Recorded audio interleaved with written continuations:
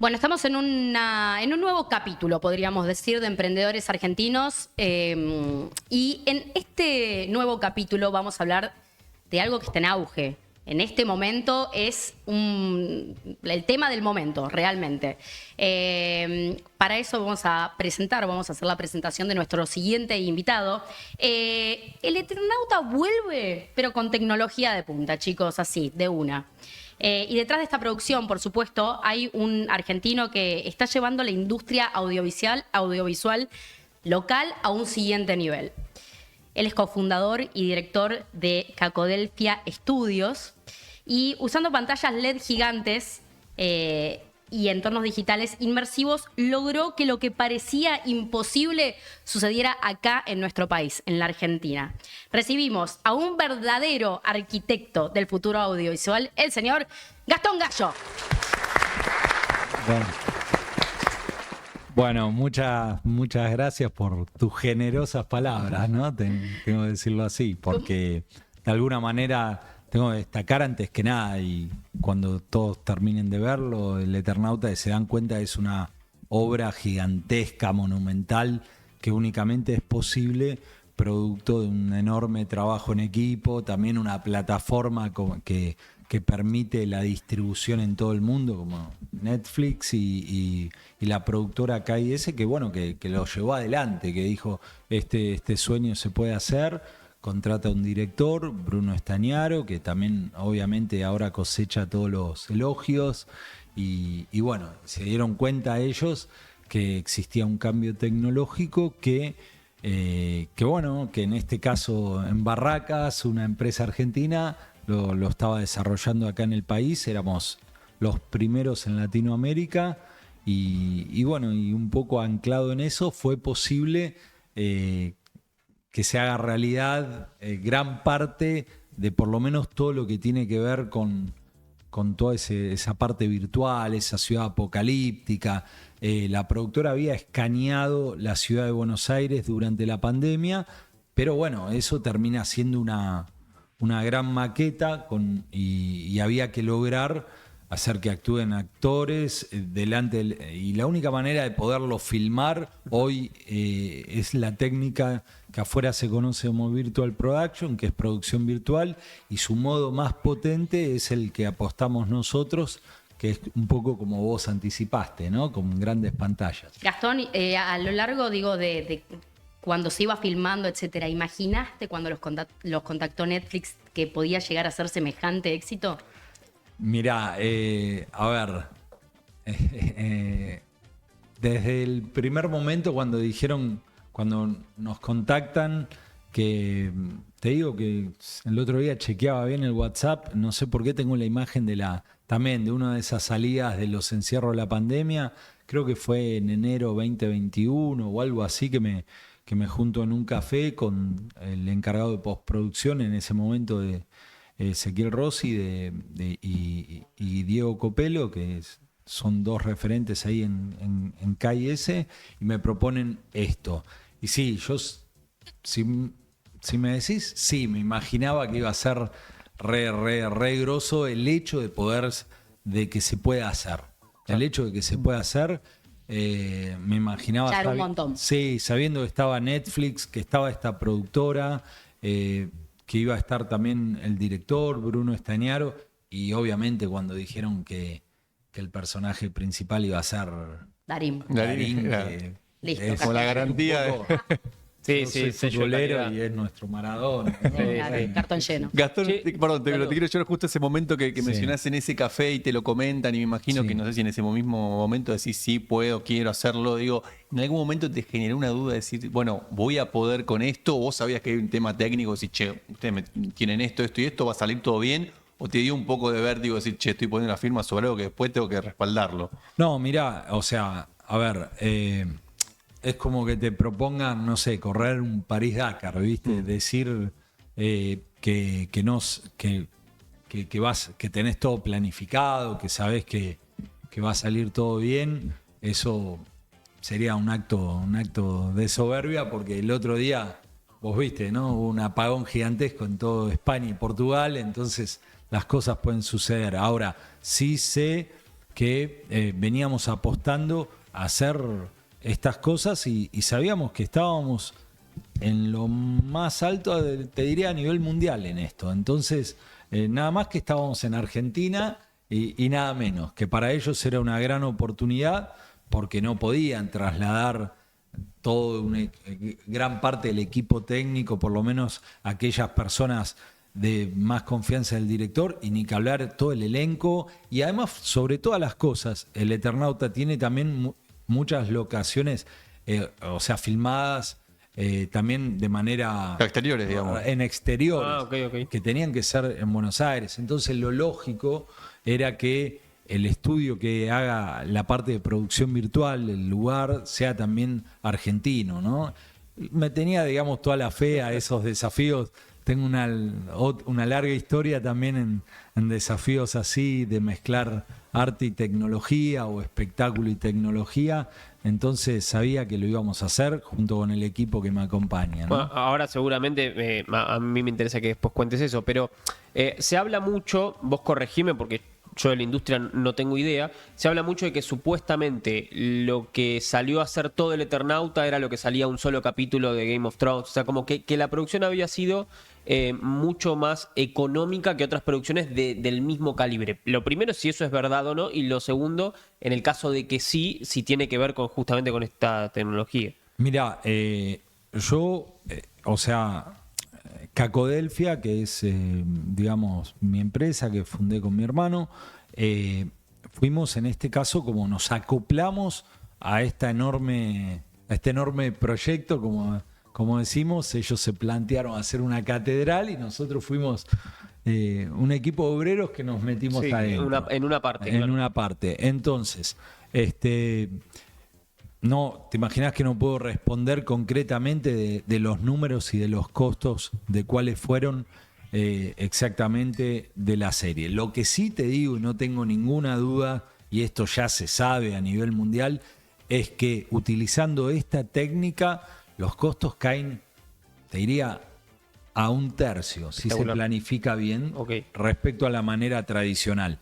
De hecho, el boom a nivel mundial sucede cuando se da a conocer en pandemia el caso de Mandalorian, vendría a ser la adaptación en serie de Star Wars, de la Guerra de las Galaxias, que descubren, o sea, llevan a cabo adentro un gran estudio con pantallas gigantescas, con todo un estudio traqueado, y encuentran que dicen, sin tener que viajar, troops de sin viajar al espacio a todos lados del mundo, al espacio, o como que era, no sé, la serie esta, Game of Thrones, que creo que parte iban a Nueva Zelanda, parte iban a Finlandia, Islandia, no sé de dónde, o a Estados Unidos.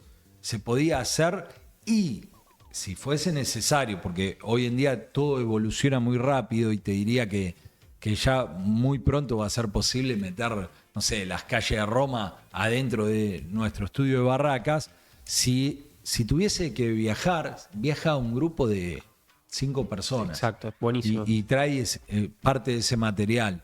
Entonces, no tengo dudas que los costos, si los comparás con una serie que no utilizó esta tecnología, son mucho más bajos, ¿no? Gastón, yo quiero meterme bien en esto. ¿Qué es la producción virtual? ¿En qué se diferencia también de las técnicas que se usaban antes para hacer estos efectos especiales? Y para que la gente entienda, o sea, no es que ustedes cortaron la calle y tiraban nieve con una máquina y grababan ahí. Está todo hecho en un estudio, digamos. Mira, para contestar tu pregunta, tiene dos partes, ¿no? Por un lado, empiezo por la segunda parte, respecto al Eternauta.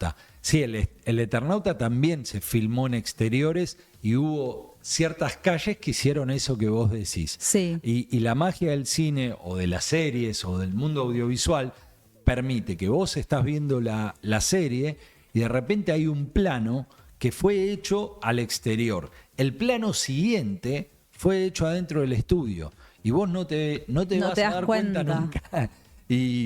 O sea, sí hay partes en las que tiraban nieve y llenaban, y hay otras partes que no. Lo sé como un ciudadano más, digamos. Yo no participé en esa parte del exterior, sí todo lo que era con la técnica de producción virtual.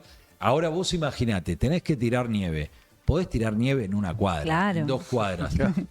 Y si un día, digamos, nos hacemos los locos y tiramos en muchas cuadras, y al día siguiente los vecinos hacen un quilombo claro. bárbaro. Porque Andá a limpiar cada uno- eso. Cada uno se levanta a la mañana y está con su vida.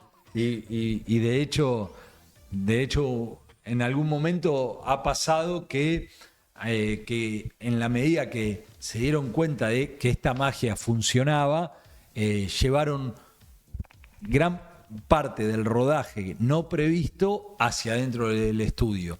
Eso suele pasar. El otro día nos pasó también, el año pasado, a fin de año, nos pasó con una serie que se estaba filmando de otra productora, me acuerdo era con la China Suárez, y que estaban en San Martín de los Andes y tenían que hacer autos en la montaña.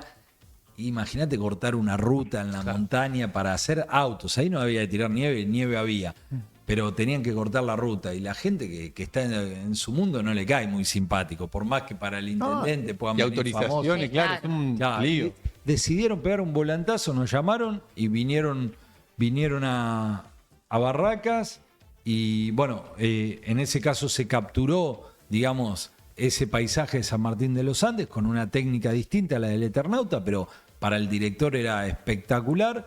Y un viernes, me acuerdo, de 9 a 7 de la tarde, filmaron 5 viajes en auto con actores, trabajando en aire acondicionado y de una manera impecable que si no hubiese sido un lío. Pero, perdone, pero ¿cómo es la técnica? O sea, vos hablás y a mí me recuerda, no sé, ¿viste la pantalla verde? Claro, esto digamos que es una evolución. Más que decir que es una evolución de la pantalla verde, a mí me gusta remitirme a ponerle. Uno puede ponerse en la historia del cine, ¿no? Soy un apasionado también de eso y decir, bueno, en la época de Méliès ya había efectos así. Pero a un director que todos conocemos, que fue Hitchcock, me acuerdo, había una película que en mi caso, bueno, la estudié de grande, digamos, creo que se llamaba Con la muerte en los talones o algo así, donde una avioneta perseguía al héroe, digamos, ¿no? Y el actor obviamente se tiraba al piso así y la avioneta le pasaba por al lado, ¡frum! Y si vos buscás material de cómo Hitchcock resuelve esa escena,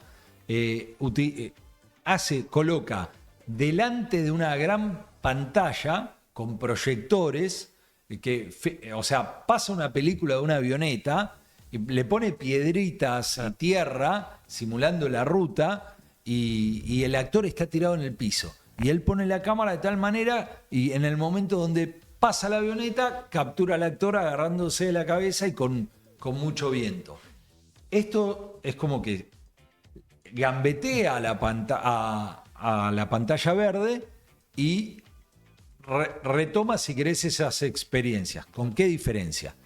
¿Qué era lo que no podía hacer Hitchcock? Que a veces se notaba mucho en los viajes en auto o en otros casos. Acá, primero, en un gran estudio, colocás pantallas gigantescas. Entonces, si colocás pantallas gigantescas, te vas a poder mover libremente con la cámara. La cámara tiene un sensor y todo el estudio tiene como pequeñas estrellas que son captadas por ese sensor.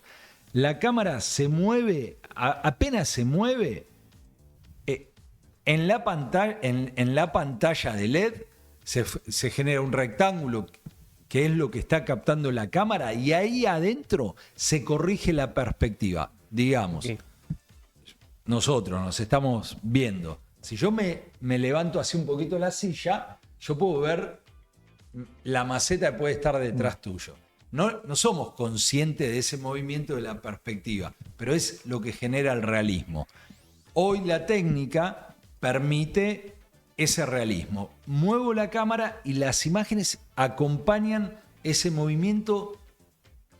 Es increíble porque desde la cámara al centro de servidores viaja la información en décimas de segundos y vuelve la información a la pantalla de LED corrigiendo la perspectiva. Para hacer esto es un lío, sincronizar un montón de cosas, pero se genera. Digamos, primero, la velocidad de procesamiento de información que requiere eso al nivel de detalle de la información. E imagino que también tenés algún tipo de limitación respecto al movimiento de la cámara también, ¿no? Mirá, la verdad es que respecto al movimiento de la cámara, no. Hemos hecho un montón de pruebas y tengo una limitación que son las medidas Claro. del estudio. Por ejemplo, ¿Cuánto mide el estudio? mirá, el estudio este mide casi 1000 metros y tengo, ponele, 200 metros cuadrados de pantallas que le puedo anexar más pantallas. ¿Por qué? Porque el concepto es que uno tiene que representar adentro del estudio ese lugar que suponemos que está el personaje. O sea, si yo en el fondo tengo una Buenos Aires toda de nieve, por delante tengo que tener nieve. Pero es tan importante ese fondo digital que va a ser captado por la cámara. Obviamente lo ideal es que haya elementos de escenografía reales delante de los actores, pero tiene que estar rodeado por pantallas de LED que generen esos mismos colores, temperatura de color, colorimetría, para que al personaje le refleje eso. Tengo todo un techo de LED también, desde ya están invitados cuando quieran un día. Yendo. Ahí Yendo. y se filman y todo. Y cómo es. Y eso es lo que genera la integración. Después, sin duda, los actores, escucharlo a Darín hoy hablar de cómo él se sentía frente a las pantallas, que se sentía no solo fascinado, sino que sabía dónde estaba. Y Claro. creo yo que se sentía Muy dueño de inmersivo. ese- claro. Era justo lo que te iba a preguntar, ¿cómo reaccionan, digo, los actores frente a estar en entornos que ya están armados de forma digital? Porque también debe cambiar mucho la forma de la actuación, ¿no? Mirá, sí, sin duda. Yo lo escuché a Darín y está fascinado y de alguna manera verlo, yo creo que se apodera él de la tecnología, porque hablamos de un montón de computadoras, de software, de sincronismo, de LEDs, pero al fin de cuentas uno quiere contar una historia y el actor es el que manda. Entonces el actor está mucho más cómodo en un entorno así. O sea, si no es un fondo verde, es tipo actuando, Un simulando. fondo verde, o que también la dureza del ambiente. Claro. Como te digo, no es lo mismo correr en una montaña que poderlo hacer en un estudio. Gastón, hay muchas productoras del exterior que deciden venir a grabar publicidades, por ejemplo, a la Argentina por los bajos costos que hay acá. ¿Crees que con la fama que tuvo el Eternauta puede pasar que decían venir a filmar otras series en el estudio con esta tecnología que es más barata, como decimos? Mirá, a nosotros nos pasó hace un año más o menos que venga la cadena CBS de Estados Unidos, obviamente a través de una productora de Los Ángeles que nos contactó, y a ellos les convenía en ese momento venir a la Argentina, hacer 2 días de rodaje. En ese caso ellos nos mandaron el escenario virtual, que era una farmacia de las de ellos y un shopping, y nos pidieron, pues también tenemos nuestro equipo de diseñadores, nos pidieron poder crear toda una cocina digital, digamos. En ese caso fue mejor, ¿no? Ojalá así sea, nos preparamos para eso. Después estamos también adentro de un contexto que no somos un mundo aparte, que en la medida que todo empuje, tenemos esa fe, ¿no? Bueno, Sí. es un hito, o sea, no sé, te iba a preguntar, tenía anotado preguntarte cómo están primero de demanda, quizás es muy reciente, o sea, desde que se estrenó una serie, pero sos consciente, digamos, que estés acá sentado, o sea, en qué otra circunstancia el dueño o de una empresa que se dedica a eso, o sea, es tanto el furor que probablemente de acá a un tiempo, cuando empiece a circular información, digamos, que entre las productoras se sepa que se puede hacer lo que hizo el Eternauta acá. Sí, yo creo que, Tener bueno, eso. acá en Argentina las productoras creo que lo saben, pero ganan sin duda confianza y ojalá así sea. A mí me gusta decir que además me encargo de la parte I+D, porque esto cambia todo el tiempo, ¿no? Y cambia para bien. Yo no soy de los que le tengo miedo, por lo menos, a la inteligencia artificial, pero porque tenemos que decir eso, mientras se hizo el Eternauta todavía no estaba tan divulgada el tema de la inteligencia artificial. No era una herramienta a la cual se podía echar mano, como sí se puede echar mano hoy, y hay técnicas que ya están evolucionando y que ya sé que en los próximos 3 meses va a haber formas de hacer más fácil el proceso que se utilizó, que salió re exitoso, pero siempre, obviamente, uno busca más eso. Después también, respecto a lo que vos decís, a veces hay países que dan ciertos incentivos a cuando viene gente del exterior, sea a nivel impositivo o lo que sea, que bueno, ojalá en algún momento también se active un poco eso, que no está en mis manos, ¿no? Che, tengo dos preguntas que capaz que en principio podrían no tener nada que ver, pero creo que en el fondo deben estar conectadas. La primera es, recién mencionabas inteligencia artificial, o sea, evidentemente sos entusiasta de probar herramientas, incorporar cosas y ver cómo funciona. Quería preguntarte cómo estás viendo eso, si usas herramientas y cuáles estás viendo.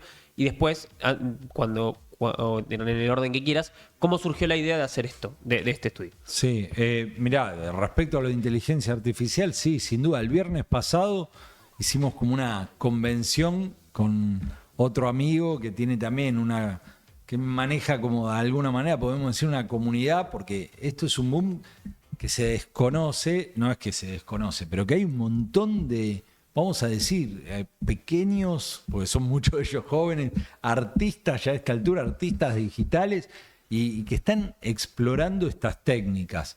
Y el viernes pasado, bueno, juntamos a 300 de estos chicos, algunos ya tienen armado, se juntan y armaron su empresita, otros nos mostraban cómo se utilizan robots. De repente uno de ellos hablaba desde Texas, otro, bueno, y sí, sin duda, por ejemplo, los fondos, vos ya sabés que hoy hay muestras de cómo podés hacer un pequeño corto de 1 minuto y medio con inteligencia artificial. Bueno, acá imagínate que vas a poder crear fondos con inteligencia artificial, o bien vas a poder escanear un lugar, como vos decís, che, me gusta ver olivos en esta serie. Bueno, ahí hubo un esfuerzo enorme que la productora hizo y que lo quiero destacar porque no todas las productoras se animan. En este caso, tanto Monster Inc. como Leticia Cresti se animaron, lo hicieron y contrataron toda una serie de láseres y profesionales para poder armar esa especie de maqueta. Ahora, todo ese proceso que no es tan fácil, ahora empieza a ser mucho más fácil. Sí, claro. Entonces se empieza a democratizar y a ir un poco la pregunta anterior, que era, che, ¿es posible que haya costado menos? Y mirá, todo esto va a hacer que las cosas cuesten menos y poder contar grandes historias o pequeñas historias que uno pensaba, no, ni loco puedo hacerlo. Y sí, se va a poder hacer, ¿no? Y creo que la otra era cómo surgió la idea de armar este estudio. Por supuesto. Bueno, ahí te cuento brevemente. Yo tengo una historia personal que vengo del mundo de los fuegos artificiales, ¿no? Alguien puede decir qué tiene que ver esto, y para mí, dentro de mi cabeza, tiene mucho que ver porque yo tenía 22 años y llevaba a cabo, me acuerdo, en aquel entonces hacíamos un espectáculo en el hipódromo de San Isidro, enorme, después para fin del milenio, lo hacíamos con Júpiter, ¿no? Claro. Que en ese momento armé toda la parte de espectáculo y demás, y después hicimos espectáculos con muchos de los chicos que hoy me acompañan en todo el mundo. Tuvimos esa fortuna y también nos fue muy bien afuera y contábamos historias utilizando tecnología. En ese caso, la historia de un espectáculo capaz, no sé, en Cannes, en Montreal, eran de repente para 500.000 personas y teníamos que contar una historia en 25 minutos con música, fuego, pólvora y bailarines. Después, es verdad, me meto en la pasión del cine, que desde chiquito siempre la tenía, y yo en el 2014 hago una película, como director y guionista y productor también, Gato Negro, hace poco se pasó en la tele, con Luciano Cáceres, Leticia Bray, Chelito Cruz, y ahí armo Cacodelfia como una empresa la armamos con mi hermano, que siempre me acompaña, como una empresa de asistencia técnica al mundo audiovisual. Había un cambio tecnológico que es la aparición del LED. Y traemos Júpiter de los fuegos la movemos hacia Júpiter LED. Ok. Los programas de tele, Tinelli en ese momento, no sé, tenía 40 puntos de rating y me acuerdo hablando con los productores, le proponemos cambiar toda la escenografía y fue revolucionario, porque bueno, era una escenografía inmersiva y empiezo a experimentar en el mundo del cine qué pasa si metemos pantallas fuera de foco, sin tanta definición, hasta que llega la pandemia. Cuando Claro. llega la pandemia, sé lo que pasaba afuera y digo, es el momento que estamos todos encerrados, que salimos. Digo, este gran galpón lo convertimos en un estudio. Espectacular. Yo quiero decir algo personal, pero que hace muchísimos años, hace casi 20 años, yo estudié cine en lo que era el IUNA, que ahora es UNA, Sí, claro. y me acuerdo que estaba la carrera de diseño multimedial, y los que estudiaban eso era como rarísimo, eran re poquitos, y yo no la vi claramente, porque yo decía, en Argentina, ¿para qué te va a servir estudiar esto? ¿Viste? Y hoy es una realidad totalmente distinta, o que para mí por lo menos hace 20 años era impensada. Y bueno, te quería preguntar, creo que tenemos que ir cerrando, pero ¿cómo ves a los chicos que se quieren dedicar al cine en general? ¿O qué consejo le darías a los que se quieren dedicar a eso? Mirá, yo creo que sí, que no tenemos que ser tan específicos. Y si me permitís corregirte, creo que la viste sin darte cuenta, porque ahora estás en un medio que Sí. también es multimedial y es de avanzada y no es un medio tradicional, o agregarle ni pacato ni cerrado. Entonces, justamente ese mismo ejemplo yo diría, ¿no? Porque uno dice, bueno, estudiar cine, y la verdad que esto no es cine, esto lo sentimos como cine, pero es una serie. Él dijo, lo vi mientras cocinaba, otro. Bueno, hay que estar abierto. Yo sé Claro. que ahora hay chicos que ven pelis que te la descuartizan en TikTok, que la van viendo así. Yo creo que hay que estar abierto. O sea, nosotros también trabajamos en recitales, porque es también imagen, es el espectáculo, es el uso de la tecnología para el entretenimiento. Y también en la búsqueda estética, ¿no? En algún momento pasaban a la historia con un pincel y la pintura, Claro. y bueno, hoy se sigue haciendo de esa manera, pero también aparecen todos estos medios que creo que es posible, ¿no? Gastón, te agradecemos enormemente haber pasado por acá y también en nombre de todos los argentinos por la creación del Eternauta, que realmente viene atravesando a la sociedad por todas partes. Bueno, les agradezco a ustedes y quiero recalcar que he sido un obrero más de esa catedral, ¿eh? Desde Emprendedores Argentinos te lo agradecemos muchísimo. Bueno. Gastón Gallo.